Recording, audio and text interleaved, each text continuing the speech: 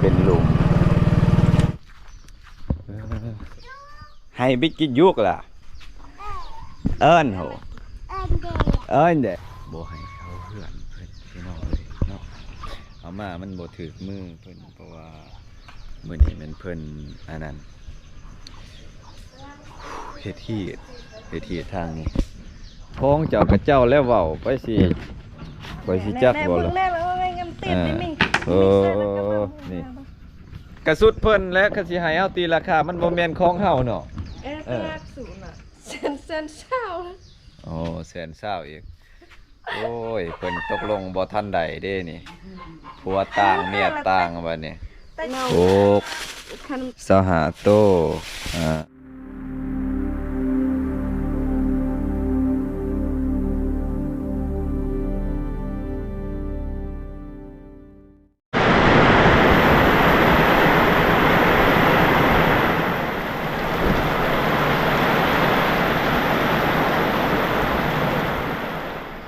สบายดียามเช้าพี่น้องเบิดสุขหูสุขคนทางภายในและก็ต่างประเทศเด้อพี่น้องตอนนี้บ่เงินอยู่ที่เมืองผู้วงแขวงอัตตปือเนาะกำลังสิเดินทางเข้าสู่เขตชนบทอีกเทื่อนึงพี่น้องไอ้ด้นแหละบ่ได้เดินทางใกล้พี่น้องเนาะก็มาผู้เดียวมื้อนี้ก็คืนนี้ฝนตกค่อนข้างแห้งพี่น้องเอ้ยเนาะผู้ใดน้องสาวได้แชทหาเนาะเพิ่นอยู่ทางเมืองนี่เนาะก็สิไปหาเพิ่นว่ามีแนวสิขายเนาะแนวอยู่แนวกินนี่แหละพี่น้องเอ้ยคืนนี้ฝนตกก็เฮากับบ่ได้ไปหาหรอกพี่น้องก็ตอนเช้ามื้อนี้แหละเฮาสิออกไปหาอยู่หากินเพราะว่าสิขอปั่นน้ำเพิ่นแน่แล้วก็ด้นแล้วพี่น้องเอ้ยบ่ได้เข้าสู่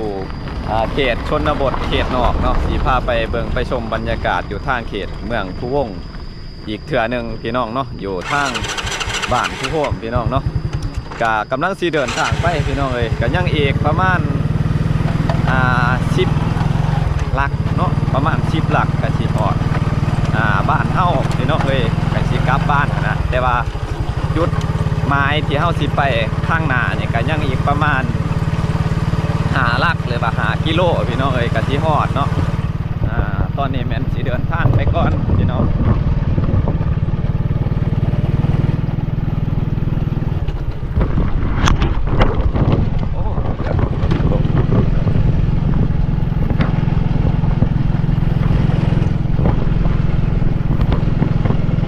ฝนน่ะตกค่อนข้างแห้งขึ้นนี่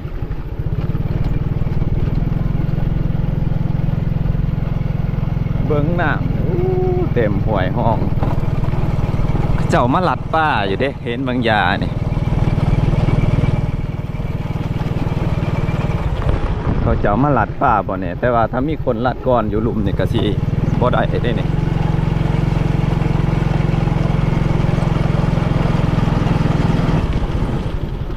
เดี๋ยวสิเข้าสู่เขตชนบทพี่น้องเลยระหว่างการเดินทางที่พาชมบรรยากาศตั้งบ้านนี่อีกว่ามันสิเป็นแนวใดพี่น้องเนาะการติดตามเบิ่งชมน้ำกันพี่น้องเลยมีจูงรถเลยเพิ่น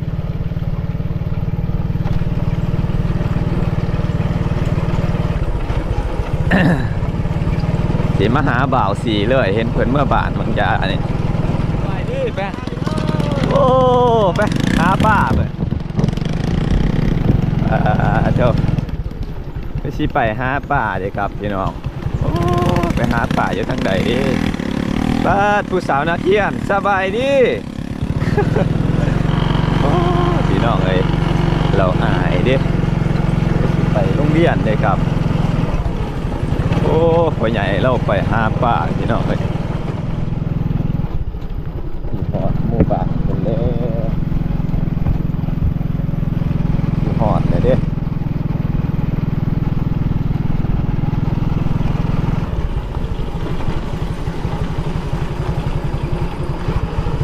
ตัวขาว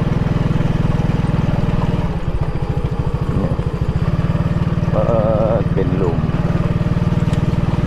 ส่วนครัวเป็นหลุมเบิด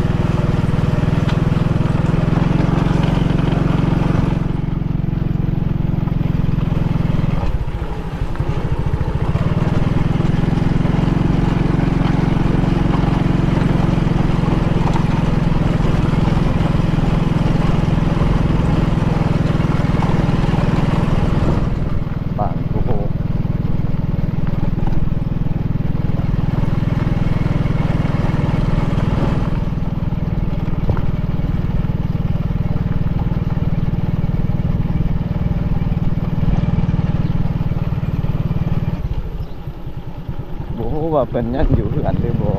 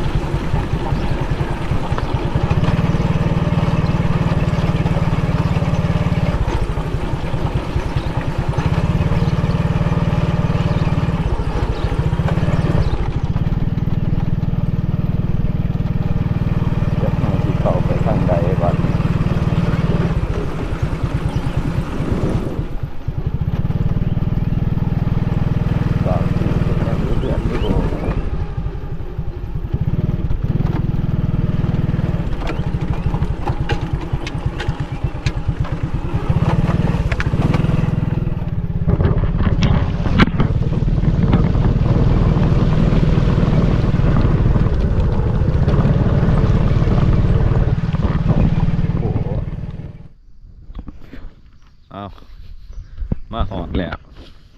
เดี๋ยวสิหาทางเขาก่อนเขาเหือนเพิ่นก่อน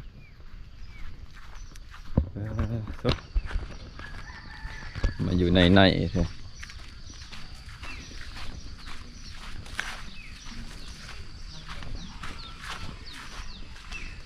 ว้ายทั้งได้ทางเขาเหือนเจ้าเขาทั้งได้เหือนจ้ะโอ้แกมอยู่เหือนบ่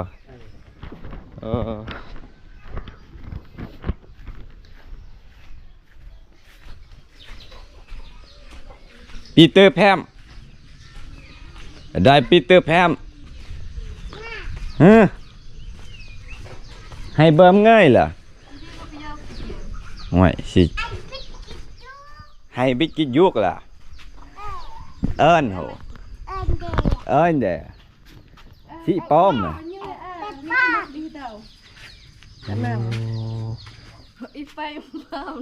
เข้าไปบ่ได้บ่โอ้มันเป็นหีดทางนี้เนาะแน่กันนั่งดีอีจีมัดโอ้มันต้องเข้าบ่ได้เนาะต่อบ่แพมนั่งแบบปองฮะกะจำบ่แพมได้คือแบบปองอะไรจ้ะโอ้พี่น้องเอ้ยบ่คิดมาทางนี้เพิ่นบ่ให้เขาเฮือนเพิ่นพี่น้องเอ้ยเนาะเอามามันบ่ถึกมือเพิ่นเพราะว่ามื้อนี้มันเพิ่นอันนั้นเฮ็ดที่ทางนี้มาแล้วคนนอกแม่นบ่ได้เข้าเฮือนเป็นเฮ็ดทางบ้านเพิ่นบ่ให้เข้าเฮือนแปลกเพราะว่าเขาเจ้านับถือขีดแน่ทางนี้เข้ามาแล้วบ่ได้เข้าเกือบได้คันเจ้าบ่เว้าก่อนเนี่ยสิลุยไปเลยนะฮะใครแน่ว่าเพิ่นบอกก่อนเนี่ยกันบ่บอกก่อนนี่สิเข้าไปเบิ่งแพมมาปีก่อนมาหาลุงนี่ใช่กบเจ้านะใช่กบเจ้าห้อยลูกเป็ดบ่เป็ดละแม่จะดับตะมุงโอ้แม่เขารักเอกแม่เขารักแต่ลูกอ้าวลูกเป็ดเจ้าคือว่าอาดาสันลูกเป็ดกับเป็ดเลยแม่นบ่โอ้มาพี่มาหาหลวงพี่แปมลาหน่อยพี่น้องเอ้ยลูกซองเลยได้พุ่นนี่โอ้ยมีแต่กระเทยหมดมือแม่ดอกหญ้าแร่นึงส่วนบ่กะสิเมื่อน้ำลุงเนี่ยจังได๋สินอนอยู่น้ำแม่ใหญ่จ้ะบ่ให้อำกุ้ยเฮายีให้อำกุ้ยอำกี้เฮาเด็กกบเอาของเจ้ากับเจ้าแล้วเว้าไปสิจักบ่ล่ะนี่โอ้กบเปิ้นพี่น้องเอ้ยจักโตเบิดนี่แต่ยึดดิเมบางป้อมให้ยึดแล้วมันจะกินเอียนแน่เซเตลารถไอ้ล่ะเจ้าก็เว้าราคาแล้วสุดเจ้าแหละเนาะแม่นบ่พี่น้องบ่แหละน้องแม่เฒ่าเนาะแม่นได้เนาะกระสุดเพิ่นและก็สิให้เฮาตีราคามันบ่แม่นของเฮาเนาะรักสูน่ะเอา ถามผัวจะก่อนเออถามผัวก่อนเบิ่งว่าสิขายเท่าใดเดี๋ยวอ้ายก็สิซื้อช่วยนะ Dengan ฮะ beda tang pusit ene ke. มันเฮ็ดหยังเฮ็ดปวกว่ะโอ้บ่ทันเกิดทางบ้านเฮาเอาตีราคามาเบิ่งเนี่ยว่ามันสิถูกเท่าใดเนี่ยเดี๋ยวอ้ายสิซื้อช่วย Nih, ane. คือมาตอนนี้แม่นเฮาเข้าเฮือนเพิ่นบ่ได้เพราะว่าเพิ่นเฮ็ดพี่น้องเอ้ยเฮ็ดทางเพิ่นเนาะแล้วแป๊มเนาะเอิ้นพ่อมาตีราคากบให้ลุงแน่นี่พ่อสิลุงสิเผาเมื่อหน้านี่ Nya itu nih. Meme hut lah. ย่างเพิ่นว่ามื้ออื่น Suman ne. มาเบิ่งเว้ามาราคาถามผัวตัวก่อนเห็นแตาซีมาบางอย่างนี่เมื่อบ้านไปสวนเขื่อนบ่ Mà phèm. พี่น้องเอ้ยบรรยากาศในบ้านเพิ่นไก่คือสิหลายเนาะห้องแซว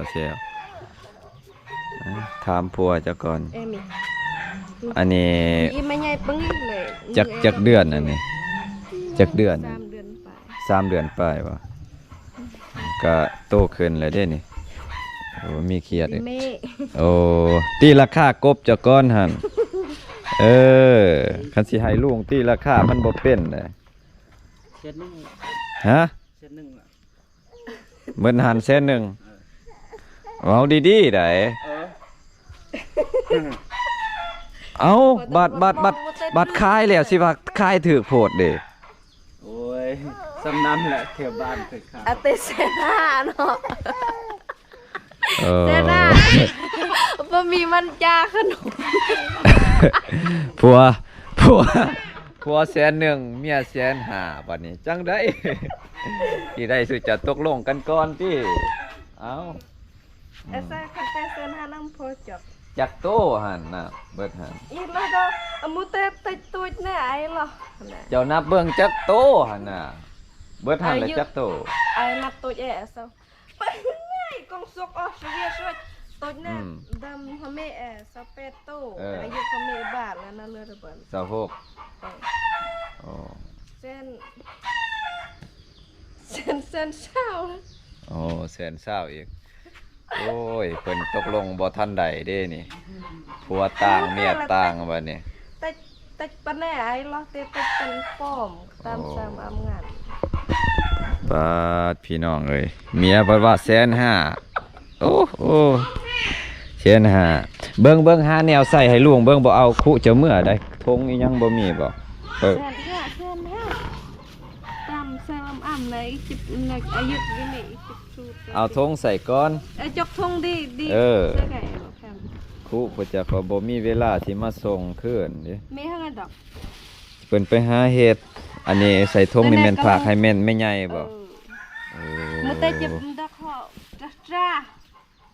เราเดาสมแหน่ เหยื่องแถวใด ตัวหน้าจิมอึดยากหน่ายลงเราเลย โอ้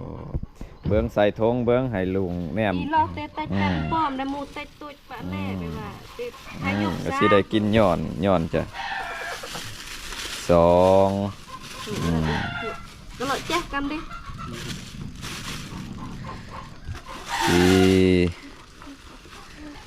เนา 6 คันเตะแทงแทงเสียบ 10 12 14 16 18 20 ในที่ชื่อเยอะหรอ 22เนาะ24บ่25โต25โตพี่น้องเอ้ยผัวกับเมียตกลงกันบ่ทันใดเด้เพิ่นนี่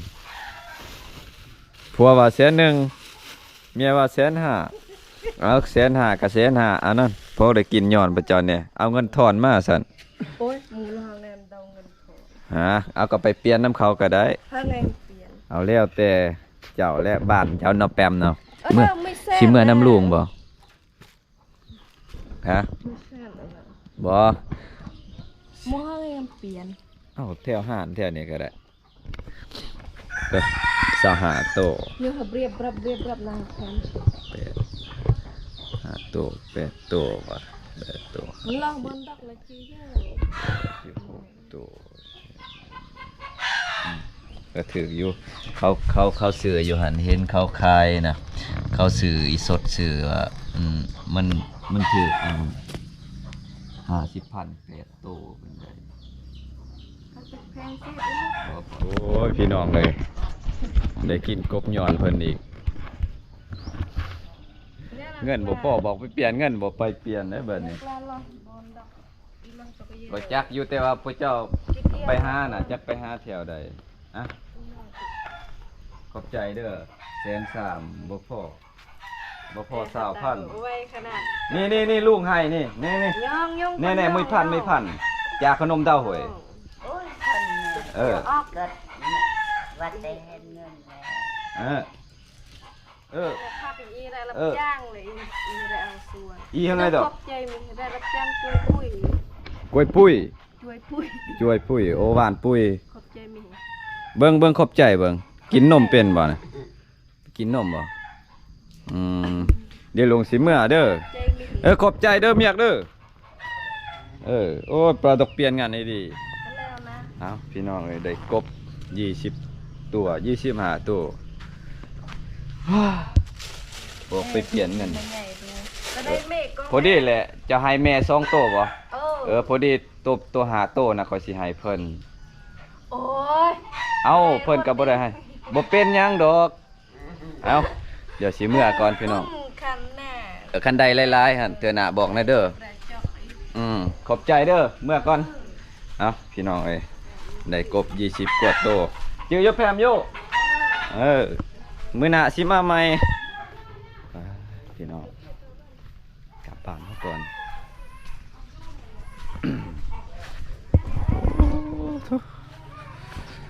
บรรยากาศทั้งบ้านเพิ่นขี่รถเข้ามาผิดทางบางอย่างนี่มาหอดเมืองภูวงแล้วมีแพะมีแบะอยู่ก็จะเลี้ยงทางนี้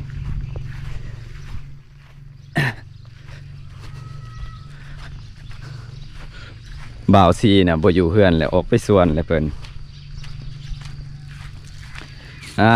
พี่น้องเอ้ยเรียกว่าก็มาหอดเมืองภูวงเป็นที่แคบหอยหอดบ้านภูโฮมเนาะตอนนี้แมนอยู่บ้านภูโฮมน้องสาวเพิ่นน้องสาวแท้ๆนี่แหละน้องสาวของบ่เงินเรามาเอาผัวอยู่ทางบ้านนี่แล้วก็เพราะว่าเราได้กบมื้อคืนนี่ออกไปหาเหยื่อหาไต่น้ำหมูก็เพิ่นได้ขายเพิ่นว่าพอได้ซื้อหม้องพี่น้องเอ้ยก็บ่ประมาทเท้าเมียเฮาก็ให้เพิ่นมีก็ได้กินย้อนเพิ่นพี่น้องเนาะโดยคลิปนี้ก็สิจบเพียงส่ำนี้เนาะพี่น้องติดตามคลิปต่อไปว่าบ่เงินสิไปทางใดก็ไปติดตามเบิ่งชมนํกันพี่น้องเด้อเนาะโดยพี่น้องเอ้ยคลิปนี้จบเพียงส่ำนี้บ๊ายบายพี่น้องสุขภาพแข็งแรงเบิดสุขุสุขคนเด้อ